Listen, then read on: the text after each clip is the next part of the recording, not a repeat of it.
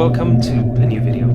As you might assume from the title, this is a beer review of the Marshall Rock and Roll Craft Beer Amped Up Lager. It's a lager beer, and since I am actually an expert on beer, I thought, who would be better at doing some sort of review of this than me? No one.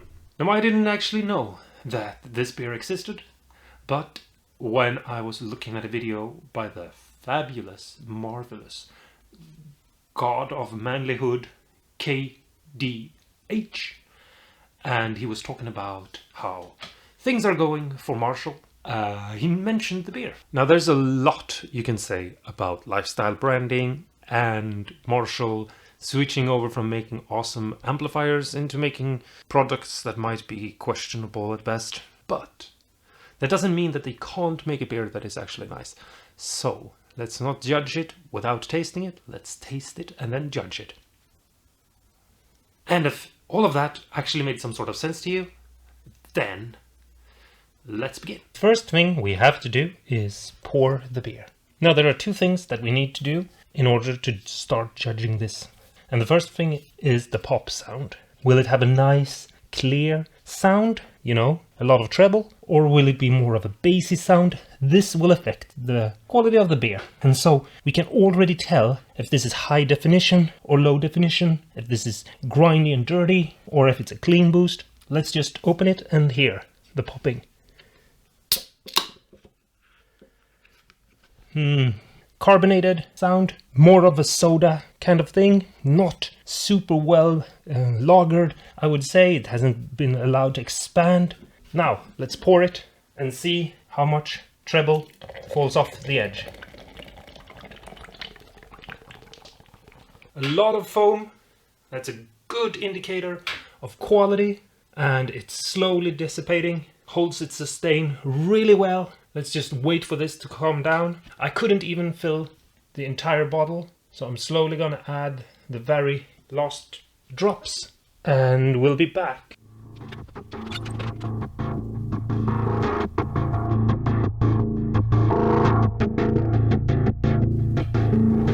So now, as the beer has moved down to having foam, roughly the thickness of a finger, that's where I like to leave it before I start enjoying it, and we can move on to the next part. And the reason why is because it gives it a more transparent, mid-boosty kind of an experience in taste, and that's where I would say most beers shine. Obviously, you'll have to drink a lot of different kinds of alcohol in order to know where your preference really lie. Anyway, first thing, the smell. It has a fruity smell. Yes. And then the first taste. Now I'm gonna take a bigger gulp of it and move it around my mouth. Don't swirl it. This isn't wine, but give it a chance to be absorbed all the way in the throat and on all of the tongue.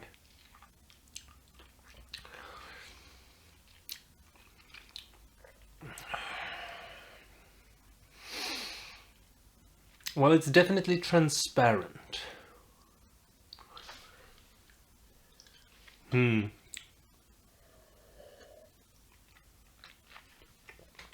must say that my first thought is that this is a bit of a letdown, as it's not truly a character of its own. This reminds me of a lot of inexpensive, sort of run-of-the-mill alcohol that you can buy in any grocery store.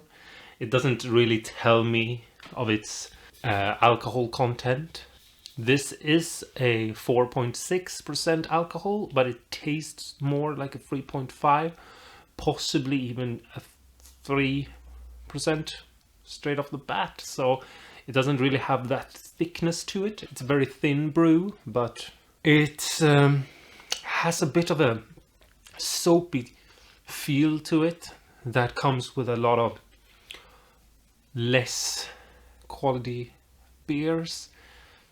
I personally think that there should be a sort of honey sweetness or molasses-like sweetness to beer that lies in the background together with the wheat and breadiness of it that feels sort of thick and basically the beer taste of itself in there. But this has a back of the throat sort of soapiness to it, and it sticks to the tongue.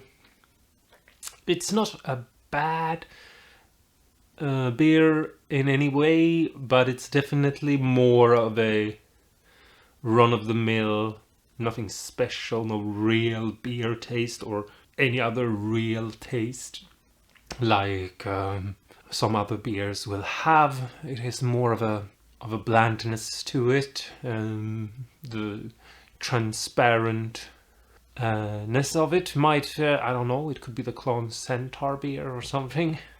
Does this taste like a Marshall amp would taste? And I would say no. In my associations, it should have more of a grit to it. It should have more of a bite to it. It should have a thickness to it, and it should have a loudness to it, something that screams, "Hey, I'm here." And this is this doesn't have any of those qualities to it, really, none of them, which is really disappointing to say, because I was looking forward to this. I've had this actually for over a week now, waiting for the right moment where I can film this, and maybe I've hyped this up in my own head a little bit, but I think that this is what you get when it comes to lifestyle branding. You get something sort of mediocre that lives on the name and lives on the way the can looks, because the can looks a lot like an amp, and it's trying to bank in on the fact that, you know, guitar players know what an amp is and they know what Marshall is, and most guitarists likes beer. So yeah, they're trying to get your money that way, I suppose. And it is a fairly expensive beer, actually. One of these cans, which is a 33 deciliter regular can, you know, the kind you get your sodas in, it goes for almost €3, depending obviously on where you buy it. You might get it for less or have to pay more for it, but it's not very exciting. And I think there's a reason why we don't see it pop up that often in conversation, and that's because there isn't that much to be said about it. And I honestly wish there was something about it that was fun. It looks good. It has a nice color to it. It did have a nice foaming of it in the beginning that I would say that it was promising. But when it comes down to taste, I think there are a lot of other beers you could buy. If you are interested in alcohol, I would say this is more of a gimmick. It reminds me sort of the people who buy a guitar not because of the quality of the instrument or not because of what they enjoy or like, but because of the brand. And obviously, with brand, there comes a certain form of quality, but not in this case, sad to say. But that being said, there is one test left, and that is to see if this gets better. I have a couple of cans, and yeah, a very important part of all ales, I would probably say all wines as well, is after you've had a few, do they get better or worse? And the reason why it's important is because as your senses are sort of slipping away and you're becoming inebriated, there's no other word for it, there are a lot of other words, but I've already had 12 of these. I would say things should start to be nicer, taste better, and that's just a fact. And if it doesn't do that, it is seriously something wrong with it. So we have to try that and see what happens. I gotta say, I'm not feeling anything from it, so I'm not sure this is actually a 3.6. It feels like I'm drinking a 3. 5. It's a 4.6. Maybe I am actually feeling it. Or not feeling it, but maybe it's taking effect. I don't know. I have a couple of other beers that you can try out if you're interested. They're sort of my suggestions to you. If you want them, you can try them out for yourself and see what you think. And I would say that I prefer them more than this. And you can be your own judge. And yeah, you can also comment below if you have any particular beer you like. And maybe I'll try those out at some other point. Yes, so quickly, here are 5 beers that I think you could spend your money on instead. They are all cheaper alternatives, but the quality is far beyond this, I would say. Both in the handiwork that goes down into making them, but also in the taste. Especially in the taste. I would say that none of these have any of that cheap foaminess of the back of the throat that reminds me of dishwater. And I know that's a horrible and unfair thing to say, that something tastes like dishwater, because it's a very mean thing to say, but there is a certain effect that reminds me of when I was a child and I accidentally had some dishwater because I was small and stupid. And sadly, that is something that can occur in a beer, and a lot of beer actually has that. It's very common, and it's something that I don't like, and I would say it's definitely one of those things that separate quality from quantity, and sadly, sorry to have to say it again, but the Marshall beer, it has it, and I don't like it.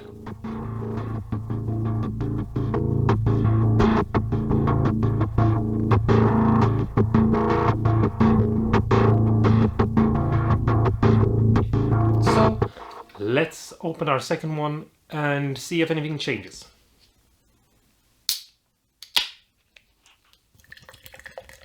This time it didn't foam as much, and I think it has to do with the fact that I didn't pour it as harsh, but I like the swirliness that happens when you force everything that has been laying on the bottom of the can to move around inside of the glass. Anyway, I'm not going to wait for the foam to settle down and let everything breathe this time, because I don't think it's worth it. So let's try it, see what happens, see if this is something, and yeah. I got to say, this one, let me put down the glass, this one was actually better. Maybe there was something wrong with the first can. This one tastes actually a lot better. It's still a very bland and boring ale with nothing really going for it that is really worth talking about. It doesn't have a particular taste. It's very much the kind of thing you can buy at the grocery store. And obviously that depends on where you live, because in some places you can buy really nice things at the grocery store. I think you know what I mean. This should be €1, I think. Or even that is maybe stretching it, to be perfectly honest. But this can doesn't have that soapiness to it as much. It has it a little bit, I can feel it. It's just a small tingle back here and at the side of my tongue. Just that hint. The first one had it a lot more, and I really didn't like that. I don't like it with any beer. Is it getting better the more you drink? I don't know. I think I'm gonna have to drink a couple more and see what happens. This is actually kind of hard to say. It can be just the can, so I think I'm gonna have to open a couple more and see. But so far I would say yes, they get better, but it's a question of the cans. Is this the better can? Was there something wrong with the other one? You know, it's hard to tell before you ship the beer, so you know, it could be that.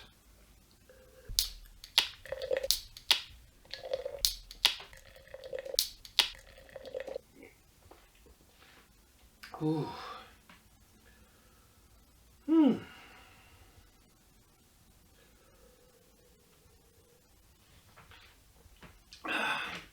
I don't,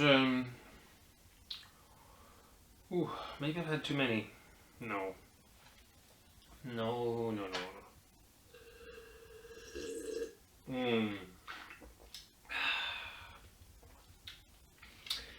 The foaminess, the sort of thing is it's still there. It's still there.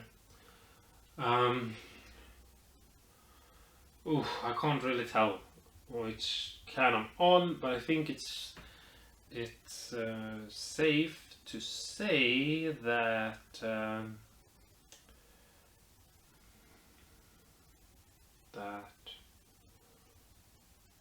don't remember what I was gonna say. Oh. What am I doing?